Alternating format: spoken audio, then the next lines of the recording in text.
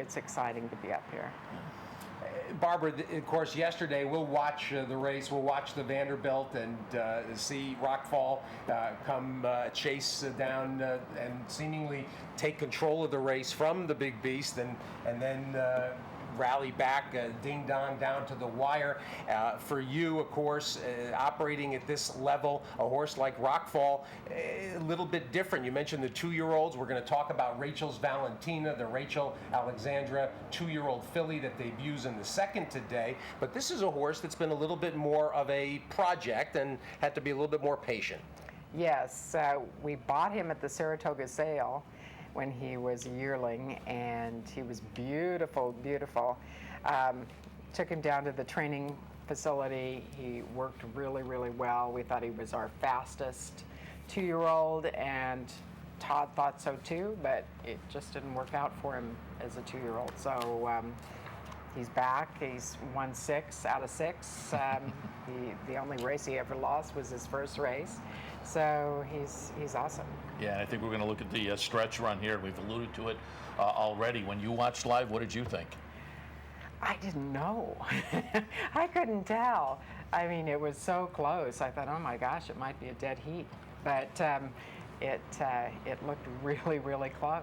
Yeah, I thought the Big Beast live, and then as Steve said, when they played the replay, it became clear that it was the bang, bang, bang, and you were down right on the wire. But really, really a nice victory. What's the game plan next? Do you have any plans? Well, we'll see how he comes out of it, and ultimately, I'd like to take him to the Breeders' Cup.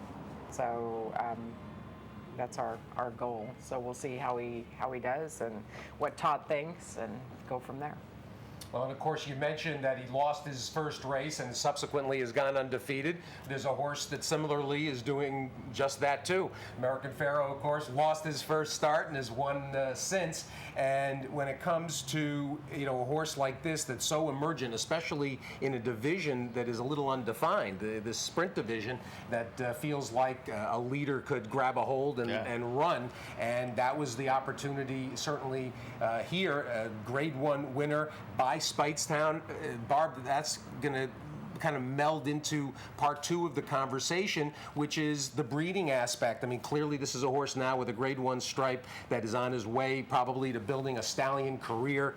And from the breeding perspective, you've taken up the family business, of course, with Stone Street, and the industry owes you a tremendous debt, because much like with the wine business, there was a real uncertainty about how aggressively you would stay with the game, and you've rewarded everyone. My husband Jess always knew that I would be pursuing it. He said, I think you like this more than I do.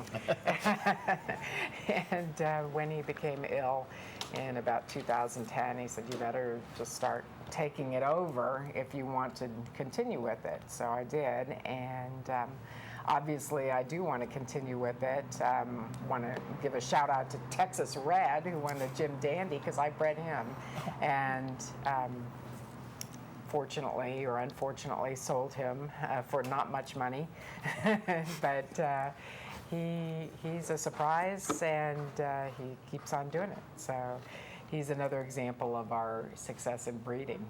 But Rockfall, I think, is going to be a tremendous asset in a stallion barn, because his mother's a Medaglia d'Oro. I think Medaglia d'Oro is going to be a good broodmare sire, and she's beautiful, he's beautiful, and couldn't be better. I found it astounding, the number when you were on the Indy show on Thursday. You talked a little bit about the number of yearlings you have. Well, we have about just under 70 that we've bred, and I have some that I purchased. So on the ones that we purchased, I think we've got about 16 right now, and part of those were yearlings by McLean's Music or Astrology, who are sires that we stand and at other farms, of course, and so we wanted to get some of the best examples and run them. Speaking of best examples, and speaking of Medaglia d'Oro as a broodmare sire, Rachel Alexandra provided this historic race course with as thrilling a moment. I think we have the stretch run, in fact. If we do, we don't need a lot of setup, obviously. Bring us back to what was a moment that will be watched and enjoyed forever at Saratoga. Well, I think the great race call by Tom Durkin said it all, but she was challenged by 5 different horses in that race, and we were so nervous that, you know, she was just giving it her all and managed to have enough left to prevail. But it was very exciting. It was like thunder in the stands. Yeah, right about here, the whole place was reverberating. Yeah. And it was one of those Saratoga afternoons, too, where a lot of people have made the comparison. A month or so ago down at Belmont, the Belmont Stakes was similar. You don't see a situation where virtually 100% of the crowd is rooting for one horse, but that was it. The hair stood up on the back of your neck, and I was down in the winner's circle after the race and looked up in the stands, and as she came back, everybody stood up and applauded. It was just an incredible day for Saratoga and racing in general. Yeah, she's magnificent. She was a great, great racehorse, and she's enjoying life on the farm. So she is having a good life now. And talk a little bit about, you also related a story Thursday night of, you have Curlin. Curlin, obviously a great racehorse, and then it's kind of, well, we had our great horse, but then you wind up, talk a little bit about the story about how you wound up with her. Yes, well, my husband and I were at our anniversary dinner at a restaurant in Lexington, Kentucky, and John Moynihan, our bloodstock agent, calls up and he says, I have to see you right away. And I said, we're at our anniversary dinner. And he said, no, I have to come over and see you both right away. And I said, oh, okay. So he came over. He was in a sort of a jogging suit, and we said, what is it? And he said, well, Rachel Alexandra, who won, I was there to watch her win the Oaks by 20, which was a very, very exciting. And I thought she was the best horse of that year, male or female. And he said, the owners will sell her, but only to you. So Jess said, great, we can breed her to Curlin.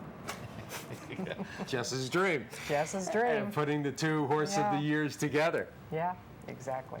And on this topic too, let's get an update. I mean, in terms of Rachel's status as a brood mare, how much decision making has been gone on? Well, I don't think my nerves can take breeding her again, at least at this point, although the vet says, yes, it can be done, and it was a freak thing with her filly. The filly kicked her, apparently, during the birth, and that injured her. But she was not in good shape after that birth, and her recovery is really a miracle. So right now she's on the farm. People come to see her and enjoy her, and I never say never, but at this point, you know, she's just gonna let it just hanging out. Yeah. Well, you got the one to root for today, Rachel's Valentina. Give us a little update on that horse and what you're looking for. Todd Pletcher, you had a nice bullet workout. I was on the handicapping show earlier, and I know the best of 82, so it looks like she's on her toes. What are you guys expecting this afternoon? I expect her to run really well, but this is no picnic. Yeah. It's no cakewalk, this race. I've heard good things about a number of the horses in the race, like Nickname, the Asmussen barn says she's really good. There are a couple that have run already, and of course that's a big advantage up here. So, you know, my expectations are that she will run well. I hope she gets a really good experience because I think she is a top filly, and you'll see more of her. So hopefully we'll see her in the winner's circle. Well, the half-brother, of course, and you were joking yesterday as people were asking about the competition between Todd Pletcher and Kieran McLaughlin, Jess's dream with Kieran, and he's worked, he's had a handful of works, has had some time in between occasionally, but how close is he? I think he's pretty close. No pressure, Kieran, if you're watching this, but I'm sort of a lousy gambler, and I said this may be the only bet that I'm ever going to win is betting on which one of them gets to the track first. So anyway, it looks like Rachel's Valentina is going to be the first, but hopefully Jess's Dream will not lag very far behind. And he's kind of a big colt, has shown some speed, had allergies down in Florida. I don't think Florida agrees with him that much, so I doubt he'll be going back there this next year.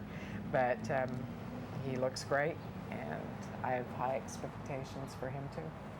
Barbara, a lot of high expectations as well on the business front. And in terms of the Jackson Family Winery and a lot of the decision making and some of the business practices and the course of the business, there's so many things that in getting some background about what has gone on since Jess's passing and some of the things that some of the decisions you've made, and it seems to me that there's a lot of parallel tracks that you're dealing with when it comes to running the winery and running Stone Street. Yeah, there are, because essentially you're a farmer in both cases.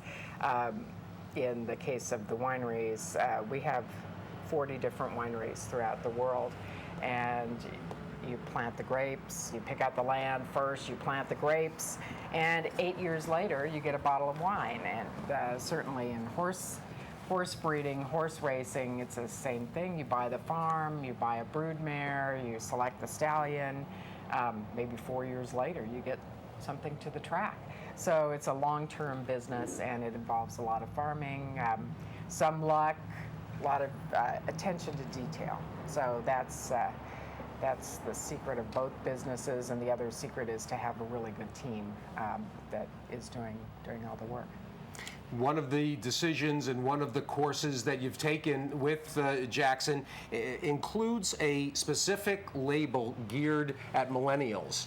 And that topic, of course, is an ongoing subject around racing, attracting younger people into the game, sort of spoon feeding them and taking them by the hand and leading them in. And you've done that with a label called Avant that is priced to their budgets and ideally to their taste. Talk about what we can learn and what messages there are between racing and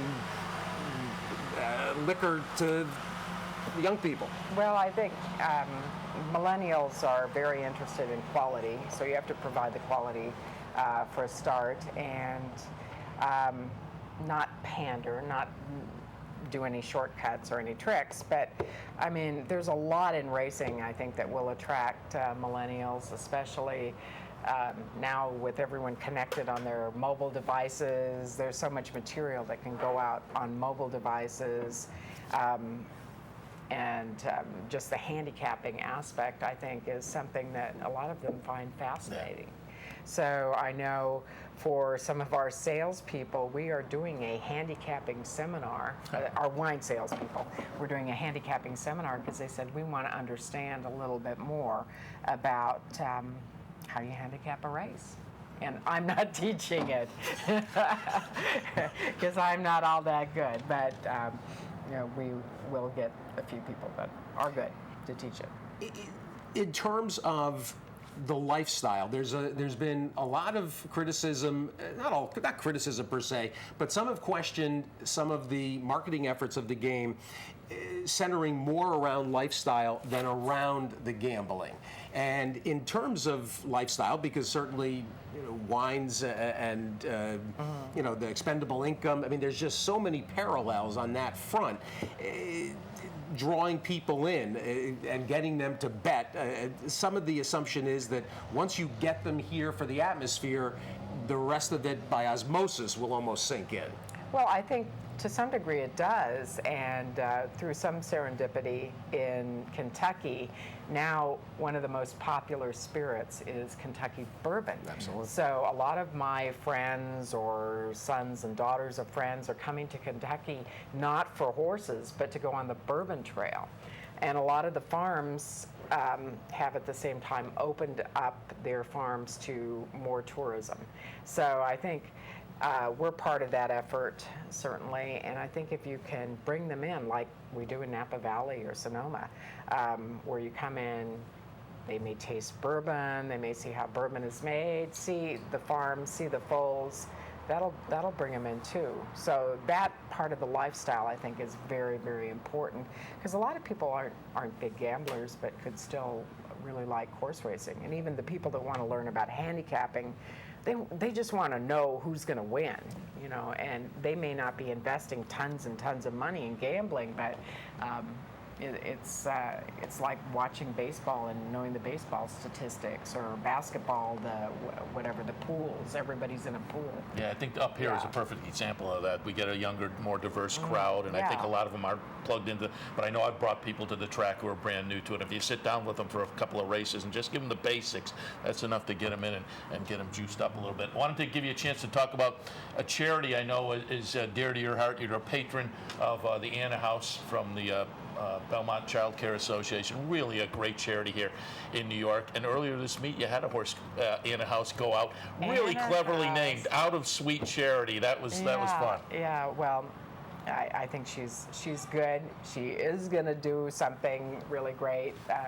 She's been sidelined a little bit. She had a little soreness, so we're giving her the full scan, and she'll be back. But it's a great charity, and I'd love for her to win something graded in New York State, because that would be awesome. Absolutely. And talk a little bit about how you participate in the Anna House otherwise.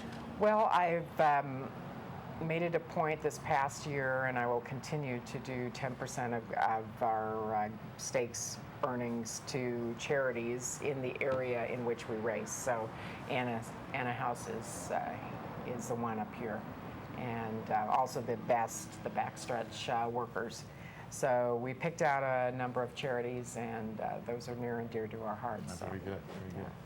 Outstanding. And Barbie, talk about the regional programs. I want to add one more business layer to the conversation, and that is the positioning that you've taken of demand from Asia that could create a widespread wine shortage, throughout the world, and you've been aggressive in terms of acquiring new property and expanding the operation. We, of course, are seeing any number of exports, specifically, Japan, certainly Korea active at the lower levels in terms of buying American bloodstock. The international demand for U.S. bred horses continues to be outstanding, and I'm sure we'll see more at the yearling sale coming up here next week. Talk a little bit about that aspect of the business, and what, when you say you have 70 yearlings on the ground, and some that you sell and some that you'll start to campaign, again, I thought a real parallel to what we face on the racing side. Yes, well, there are less foals now than there were in the past. And I think there is going to be more demand. Certainly in the 2-year-old sales, the prices were really, really high. And of course, in a 2-year-old sale, you're just looking for speed, not necessarily for breeding. But in a yearling sale, you can get the breeding. So I think the yearling sale is going to be very, very strong this year, starting with Saratoga and then going down to Keeneland. So the European buyers are back, I hear. There are Asian buyers. There are lots of potential people, new people from the U.S. that are getting into the business. As a matter of fact, one lady that became interested in horse racing because of Rachel Alexandra, I think, bought a horse that is in this race with Rachel's Valentina.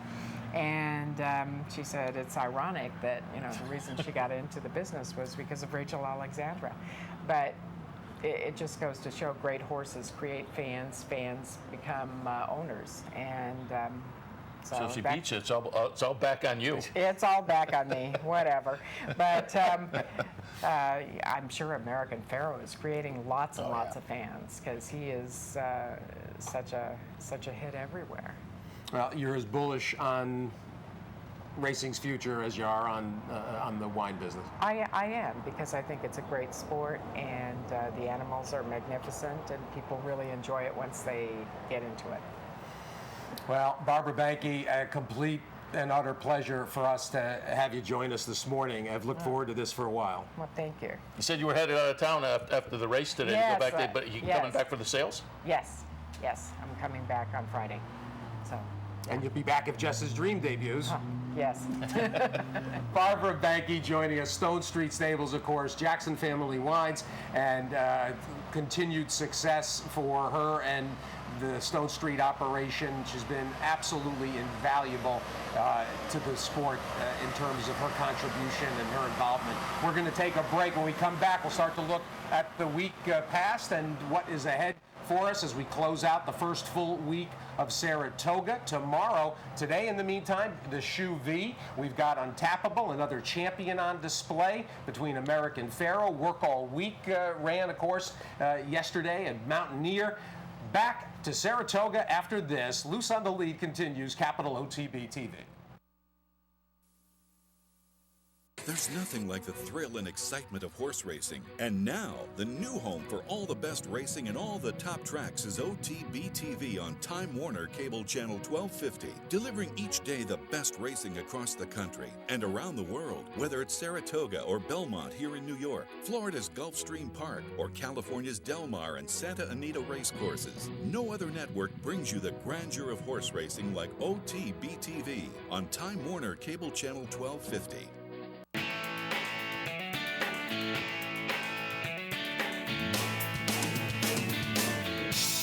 It's more than just a sports bar. It's Stadium Cafe. Located at 389 Broadway in Saratoga, it's the place to be for great times and great food. Their menu features everything from gourmet entrees to your favorite wraps and sandwiches. Or maybe you just want to grab a beer and catch the game. So what could be better than that? How about two Stadium Cafes? There's also the West Side Stadium, right up the road at 112 Congress Street. Same great menu, same great service. Whether you're hanging at the bar or just relaxing outside on their spacious covered patio, you'll always leave knowing you'll be back again. We love, above all, the staff. We love Dave Harmon, and the food is fantastic.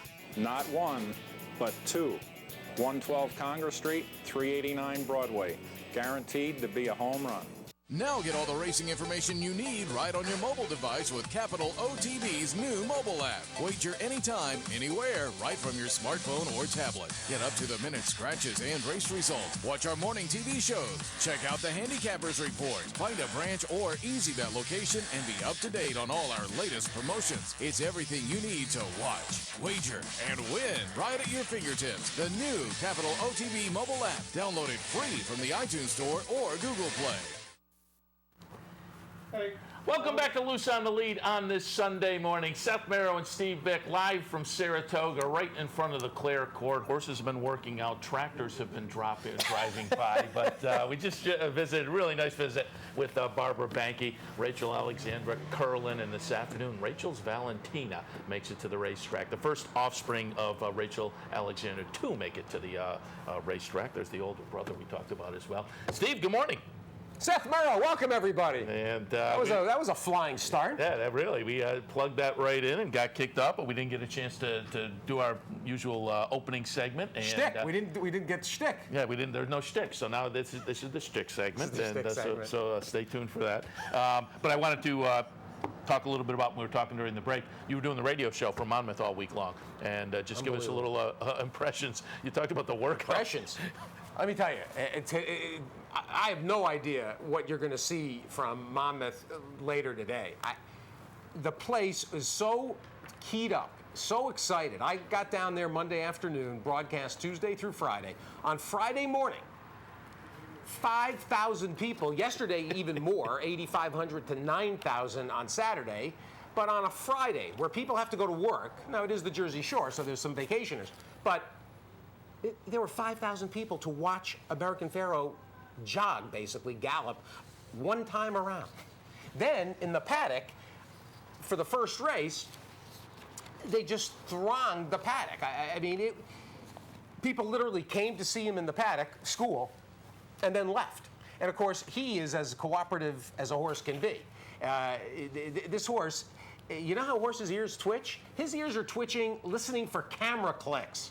Because he hears a camera, he'll turn and pose. And then he hears one over here, he'll pose. It's unbelievable.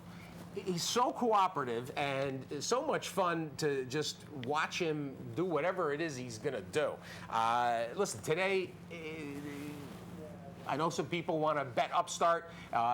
They feel Upstart's really got a serious chance in here, especially the way he's worked coming into it. Some people are basically saying it's going to be a walkover. In terms of the race, whatever it is, it is. But I can tell you that in terms of excitement, he just is basically a brush fire wherever he goes. Yeah, it certainly, and you could kind of see that from the aftermath of the Triple Crown itself. He was big, and when he showed up at Churchill, huge crowd there. Out at Santa Anita, huge crowd there, and just crowds when he got off the vans at both of those places. So it's been good for racing. We can keep our fingers crossed. He gets an easy. What do you think? If he gets an easy race, do they come? Well, listen. There's no easy races. This turned out to be tougher than they thought 2 weeks ago. Well, and to Monmouth's credit, slapping that 750,000, it clearly locked in competitive edge, because with Todd Pletcher not having materiality to run in the Jim Dandy, I don't see why they wouldn't have, if things had stayed the same, $1 million for the Haskell, 750 or 600 for the Jim Dandy, competitive edge may very well have stayed here. Upstart would have stayed here, probably. So they got themselves two real headliners to go along with the big star attraction, and of course the news yesterday that the potential to kick the Travers purse up 1.6. 1.6. So people are going to the well to take advantage of this unique opportunity. I have maintained that based on what we saw from him through the spring and into the Triple Crown, he's a horse that once he starts to get in motion, I think they almost have to run him. They're not going to run him and then wait 7 weeks for whatever. I think 3 weeks is too quick to come back to the Pacific Classic, so the Travers makes perfect sense from that standpoint. And then they probably, could then come back and maybe the Awesome again at Santa Anita before the Breeders' Cup. So I've maintained that, if he has a good comeback race today, that we very likely will see him. Certainly would be amazing. Yeah, it would be incredible. It'd be insane up there. So we'll keep our fingers crossed. It's been insane here on every Saturday. Yeah, it has. They've got the champion. I said this earlier. They got the champion down there at Monmouth. We have a champion this afternoon. We have Untappable running. So it's been great. Before we watch replays from Saratoga, let's just touch on a few others. One thing I wanted to note, because it would fly completely under the radar, amazingly otherwise, but Glorious Goodwood over in England this week, and Solo. I mean, this horse is phenomenal. Wins the Sussex at Glorious Goodwood earlier this week after what's that. His name didn't run? Glen Eagles, who was getting bubble wrapped by Aidan O'Brien. They missed the Royal Ascot start, and they didn't like the ground here at Goodwood, unfortunately. But still, Solo. Yeah, but everything's better in Europe. The horses, they're like iron, except of course if the ground's too hard, if it's too soft, if it's a little mushy in spots, then they don't run. But it's so much better in Europe. But he wins that Dubai Turf nicely, and then wins the Group 1 over in France, and the Royal Ascot, the Queen Anne, and Solo wins again. So internationally, just come on, he's good. Whatever, no one cares. Beholder out in Southern California yesterday. She was very good yesterday, and I was not. I tell you, I looked at that race. I thought that Honey Ride had a potential maybe to move forward, and Warren's Veneta and so forth. But oh my God, Beholder not only wins, she didn't give him a chance. As Trevor Denman said, she never gave him a chance. And not only runs away in the Clement L. Hirsch, she now is looking at the Pack Classic. Mandela mentioning that as a real possibility, which would put the charge into the Pacific Classic. Yeah, that'd be fun. At Mountaineer, West Virginia Derby, Made from Lucky wins there as the 5-2 favorite. Super Colossal second, War Story third, and you alluded to it. You mentioned it earlier on the undercard. Work All Week gets back in the winner's circle in their sprint stake. Well, and Work All Week, Roger Brueggemann and the Papises from Midwest Thoroughbreds. Work All Week has taken some criticism for not showing up yesterday in the Vanderbilt, but you can tell that Brueggemann wants to kind of rebuild him. He really has not looked great. He looked better, and this was, this maybe, this will pick his head up a little bit, and they can arc a little bit, back toward some quality competition. We'll see. Maybe that's not a bad move. Get a confidence builder. You can't argue with that. Okay, let's take a look at some of the Saratoga stakes now. And first, I wanted to go back to Friday because we had the curling on Friday. Smart Transition wins that. We'll watch the stretch run. Smart Transition will be the number 5, Tecton number 3, King of New York number 6, and Smart Transition under Junior Alvarado. I think he looked pretty good in here. Yeah, he did. And this is a nice win for John Sheriffs. Tecton certainly, a horse that has got seemingly a future moving forward. For Tony Dutrow. Dutrow wanted to, try him in more serious competition. Doesn't really have a response at this point when Smart Transition blows by. But Tecton certainly not a bad stakes debut. So we'll see, what Tony Dutrow wants to do from here. Still plenty of opportunity for 3-year-olds going forward. Yeah, Stanford disappointed a little bit in there, certainly. The Amsterdam yesterday, Holy Boss, as I said, Holy Boss off of those races earlier this year down at Oaklawn. I mentioned that during the handicappers report, kind of validated that. And certainly Holy Boss looked pretty good yesterday. Also in the Amsterdam, Requite runs second. Barbados, the 5-2 favorite runs third and off the second place finish last time down at Gulfstream. Maybe a little bit of a disappointment, but again, there was a break in there for this horse. Comes up to Saratoga. This was a salty field in here, but Holy Boss looked good. Well, he and Barbados is going to be third here, and just an okay third. I know Michael Tomlinson was a little disappointed. Luis Saez said that Holy Boss brushed past him, like a freight train past a hobo, and kind of jostled him in and put him in a little bit of a tight spot. But clearly this was all Requite for George Weaver, and like clockwork. I mean, George Weaver endured a awful Belmont, and yet he comes up to Saratoga and the horses are running great. I mean, there's a lot of operations that at Aqueduct and Belmont, they make hay while the sun shines or doesn't, and then they come up here and the deeper waters. George Weaver is almost the opposite. When the waters get deep, George Weaver is Aquaman. Yeah, but I'm bummed. And that was a very, very nice performance. Also wanted to take a look at the Bowling Green, but before we do that, I think the guys have a picture to put up. My man Bick in the winner's circle for the Bowling Green, handing out the trophy. You guys are unbelievable. Smiling Mr. Bick handing out the trophy for the. Oh, look at that. Oh, and they got the video. They got the video. I just had a picture, but they got the video. Nice. Yeah, they made a little announcement there, handing out the trophy to Mr. Pletcher for the Bowling Green. So congratulations there. You look good. The best was when Alyssa Jacobs turned to Todd Pletcher and said, Todd, this is Steve Beck. And Todd said, who? And it was Steve Beck. It was very fun. I was really, I got to say, I know that I was sort of a pinch hitter, actually. I was, you know how they call up from AAA? An emergency starter?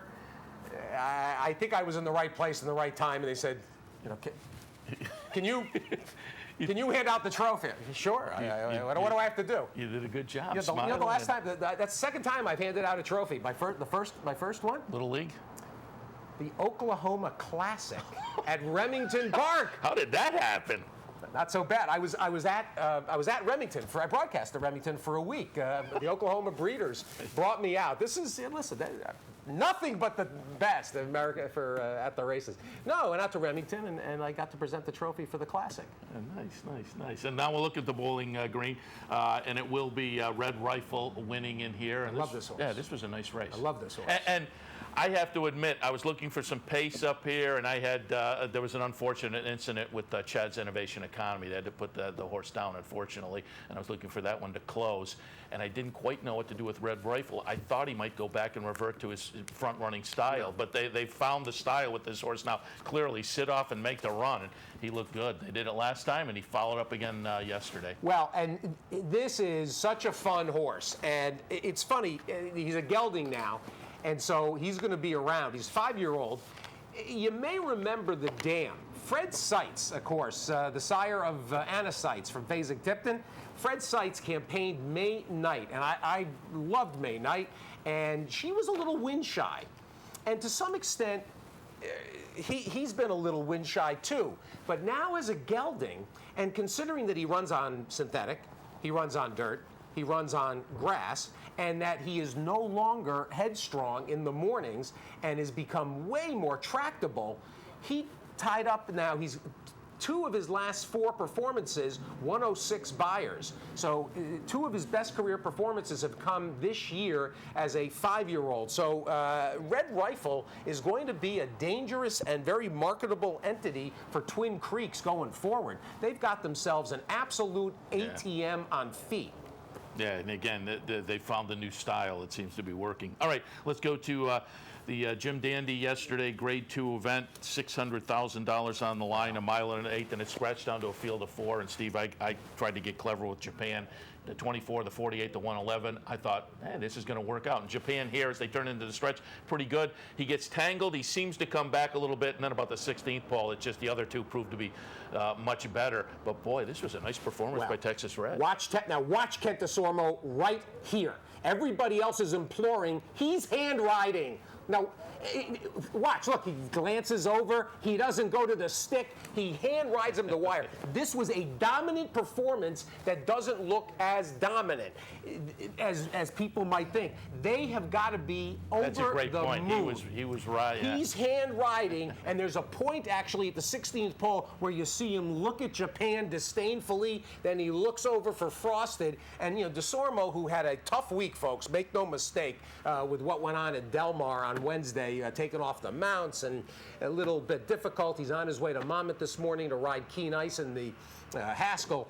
But DeSormo was brilliant on this horse. His brother, I don't know if you're familiar with what's gone on with Keith DeSormo in the barn. Keith's #1 assistant was badly injured in a paddock accident at Del Mar about 10 days ago. Oh, that may explain, because he didn't make it here. He did not make it here. He's having to take care of the horses back at Del Mar, and then his head foreman, who's been watching the horses in New York that they sent back before the Dwyer, Danette and of course Texas Red and more. So Keith DeSormo, feeling that things are in good hands locally, that's why he wasn't here. So this was a very big win for a horse that is now taking what I think the Bream family considers is his rightful place among the 3-year-old elite. And he'll get his opportunity in the Travers and better be taken very seriously about his prospects for the Travers, no matter who turns up. Absolutely. And before we go to break, just some overviews. We had some crazy weather the other day that canceled the jump race. That comes back tomorrow. Really, that's been the only weather we've had so far at the meet. John Velasquez, phenomenal. On fire. And Bill Mott, phenomenal On as fire, well. baby. So on the human side, those are the ones that have been worth paying a little bit of attention to. And we'll see how things play out, but we're 8 days in, and it's lived up to everything so far. Things absolutely virtually perfect on every front. The handle numbers are just gaudy, remarkable. The carryovers, of course, contribute to that. Yeah. Let's be honest, the racing has been so spectacular in terms of these full fields and in terms of inscrutability. One of the things that the meet is doing is testing, your fortitude and your bankroll elasticity, as it were, because it's been very hard to hit pick 4s and the pick 5 and so forth. And so one of the things we always talk about, you and I discuss it a lot during the winter at Gulfstream, when you get into a circumstance like this, where you've got horses coming from a lot of different venues and you're getting big full fields in every race. I mean, yesterday's turf sprints and those 2 allowances, going routes on the grass, all 12-horse fields where maybe 8 or 9 are real win contenders. Today, again, we've got 3 turf sprints, including the stake, and it's very, very difficult sledding and picking, your winner. 11-to-1 shots are as viable as 5-to-2 shots. So one of the things that I know we've discussed, if you're a pick 4 player, pair back, play some doubles and play some pick 3s. rather than try to, keep hammering away. Look, you will hit your big pick four. You're going to hit. Last Sunday was alive for 2,200 and got beat in the nightcap. So, those are out there, and you will catch them. But in the meantime, if you're feeling the pinch on the bankroll, pare back a little. Just try to get 2 winners in a row. You don't necessarily have to get 4. Get a couple of and with the big fields, a couple of 6-to-1 shots, that's a decent double. Absolutely. And speaking of which, speaking of nightcaps, yesterday again got beaten in nightcap. That draft day, this is a nice horse, Terra Novus. He was like a wild man. They could not saddle him so easily. But I want to note one thing. He came out of that May 31st race at Belmont, and payment terms of Gary Gullo's, so did he. And payment terms came back to win. With a 76 buyer. True Rate came back with an 83, Draft Day came back with an 83. Watch for Susan Cooney. True Rate was between the two of them, between Draft Day and payment terms. Out of that race, that may be a little bit of a key race, the May 31st Stable mail. 5th at Belmont that day. True Rate. All right, we'll head to our break. When we come back, we're going to be joined by Michael Straight. We'll talk a little bit about the PDJF event comes up on Monday. We'll promo that as well, but we'll talk with Michael right after this. Stay tuned. New York breds mean business for New York. Together with all horse-related businesses, we have a $4.2 billion impact on New York State's economy. And 33,000 people work full-time in the state's horse and racing industries. I groom New York breds. I gallop New York breds. I shoe New York breds. We breed New York breds. Horse breeders in 50 New York counties pay millions in taxes while preserving farmland. New York breds, we mean business for New York. Hey, race fans, head down to the all-new Clubhouse Racebook and get in the game. With live horse racing on more than 250 flat-screen TVs, state-of-the-art wagering terminals, fantastic food and drinks, an amazing Vegas-style atmosphere with seating for nearly 900 of your closest friends. Conveniently located at 711 Central Avenue, right off Exit 5 of I-90 in Albany, the Clubhouse Racebook is the better choice.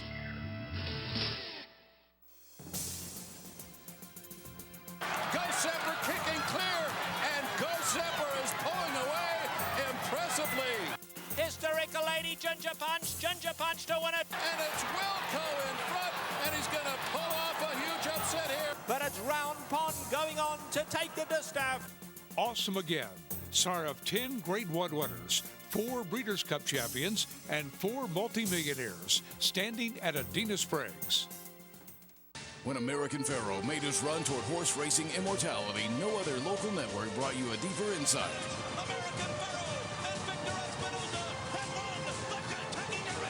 More useful analysis.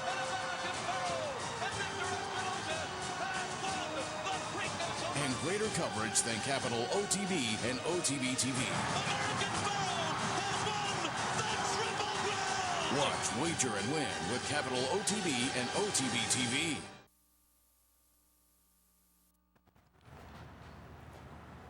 If anybody can make you feel comfortable, these guys. Thanks. We're back, loose on the lead, and the polished team keeping us right on the edge of our seats. I hope you've enjoyed the morning, and you'll. That was the quickest countdown ever. Yeah, exactly. 0. No.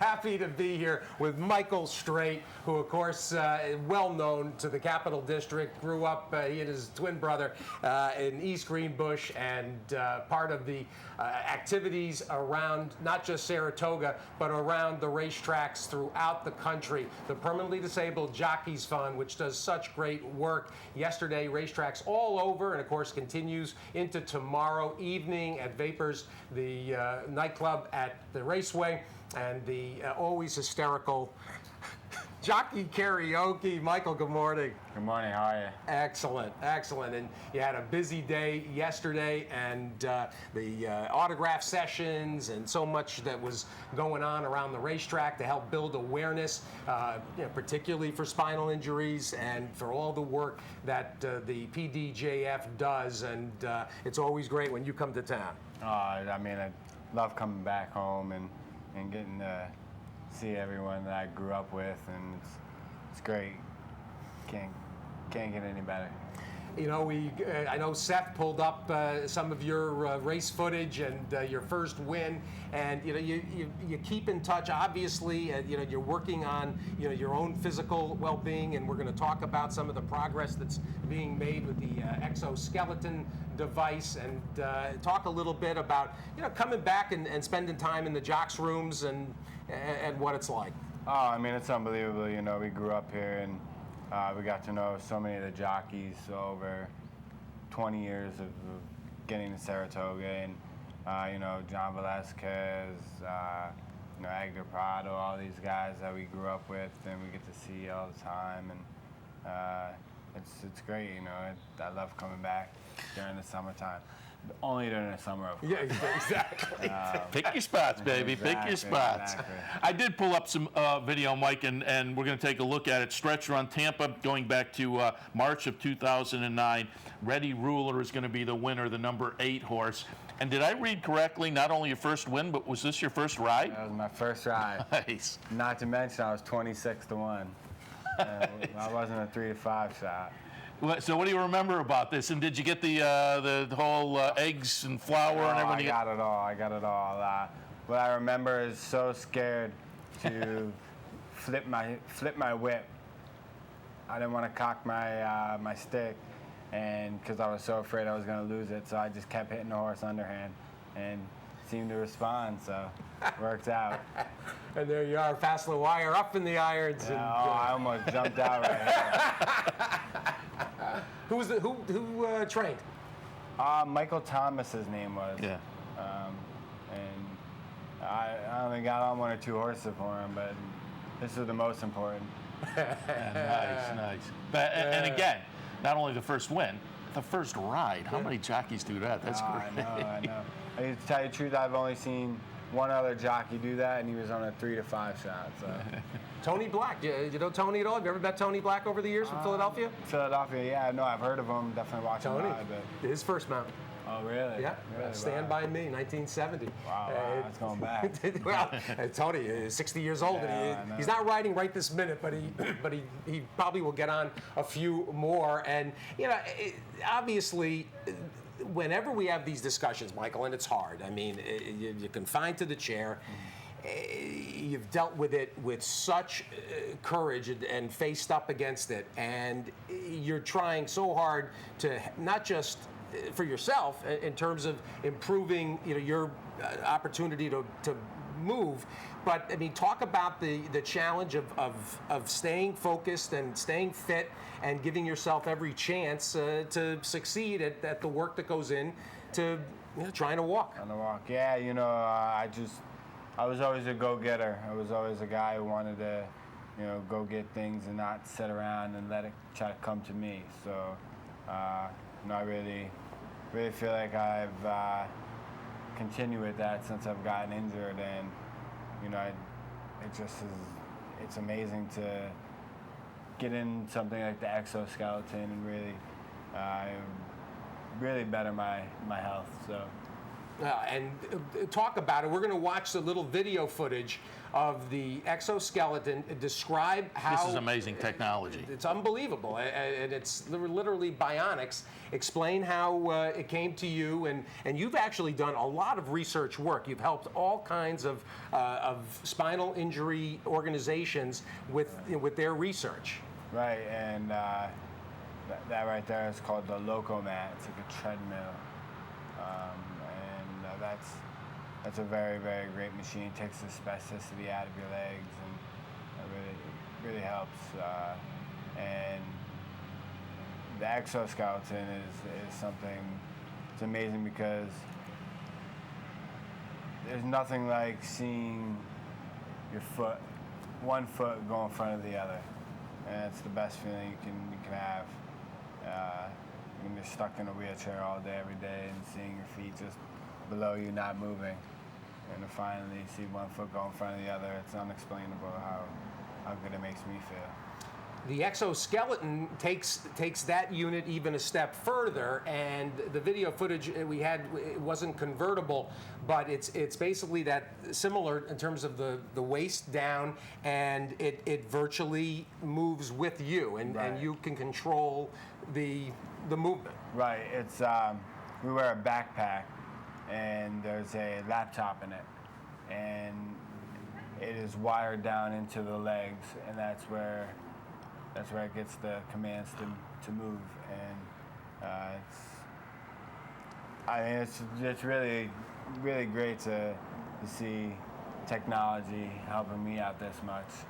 Talk a little bit about the learning curve and getting into the exoskeleton, and how long's it taken you to get up to the point where you can walk? It's definitely a lot of work. Takes a lot of work, imagine. and I just always just have in the back of my mind that one day it's gonna come easier and easier, and it's really fun to just get up in there every time I'm offered to train, and I'm ready to take it home one day.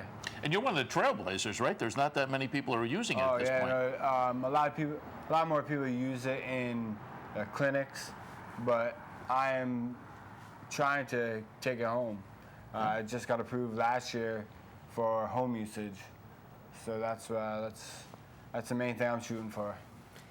In terms of the benefits too, I mean, obviously there's some psychological benefits as you described, but also being upright and the movement. I mean, obviously your upper body is strong as can be. You get to do a lot of upper body work, but in terms of the internal organs and your overall health, it's a big help. Oh, it's unbelievable.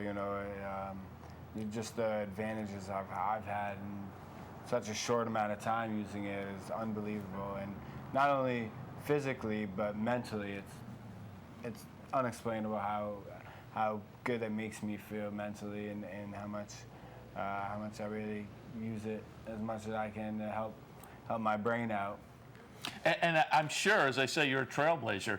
They must be happy to have a guy like you be one of the first ones in there to kind of try it out, because A, you're an athlete, and B, to become a jockey and get to the racetrack, there's a lot of training and hard work and early mornings involved there. So you're a guy who they can plug into this program. You must be perfect for it. Oh, and then, I really fit it. I really think I fit the exoskeleton very well, and I will be the first athlete to take one home. Excellent. So, and overall, they said I'd be the top 10 to take one home. Very cool. So it's definitely working for my advantage. The PDJF, the Permanently Disabled Jockeys Fund, you can visit the website pdjf.org. You also, right now, if you weren't able to get to the racetrack yesterday, if you can't come to Vapors on Monday night, you can text the word jockey, Jockey, to 50555. That'll be a $10 donation. And anything you can do to help. And the PDJF, Nancy LaSala, and everybody that is behind the work of the PDJF, there's so much benefit to helping everybody. And there's, I think, 61 right now, 62? Yeah, some right around 61 or 62 permanently disabled jocks that need help. And of course, we've had a tough few weeks, Michael, between Alyssa Salmon up at Assiniboia and Oriana Rossi, who apparently, knock on wood, is got feeling, and the swelling is going down, the hematoma is going down. So they're very hopeful at Indiana that she's going to be okay. Rajiv Mara with another back scare, the heel clipping incidents, which for whatever reason it feels like the heel clips are the ones that have really precipitated a lot of these spinal injuries. Oh yeah. And Manny Franco's fall the other day. That's right. Scary. Unbelievable. Well, I mean, for you, similarly, as Seth references with the exoskeleton and being a trailblazer there, has PDJF called on you to work with other riders who have found themselves in the similar position? Yeah, I put myself up there in front of everyone, and I let them know that I'm there for them. Oriana was a good friend. We lived in Kentucky for a while, and she became a good friend. My brother was still riding, So I got to know Oriana well, and no, she's very nice, very nice. And you know, I'm always there for her. And I know my mom even called Nancy asking, you know, if she needs help from, you know, for Oriana's mom, and to really try to help her out. Very nice. You know, we're just trying to put ourselves out there and letting everyone know that we're here from. Yeah, you got to be. Tomorrow we've got the Michael Straight. We got a race name for you tomorrow. Yep, fifth race. Have we looked at it? No, I you know, I looked at the entries. And so you're going to be at the track tomorrow, and folks can come by, say hello, and oh yeah, learn more about the exoskeleton as well from firsthand. From there was plans to bring it up here and walk this summer, but fell through at the last minute. But I'm promising everyone next year. All right. Next year I'll be around walking in an exoskeleton. Well, we're certainly rooting for you and for everyone that on a daily basis basically puts their life and their mobility at risk for the industry's benefit and pleasure and enjoyment, and everyone. Vitally important that we as horse players, as members of the industry and the community, support the PDJF, and you can tell with Michael, you know, how much they appreciate it and what it's, you know, what the contributions mean, because he's not going to be satisfied until you're walking around. Oh, exactly. Next year, guys, next year. We're looking forward to it. Mike, we appreciate the visit, and again, folks can stop by, say hello to Mike at the track, and so we appreciate the visit this morning. Good luck on the journey ahead. All right, thank you, guys. All right.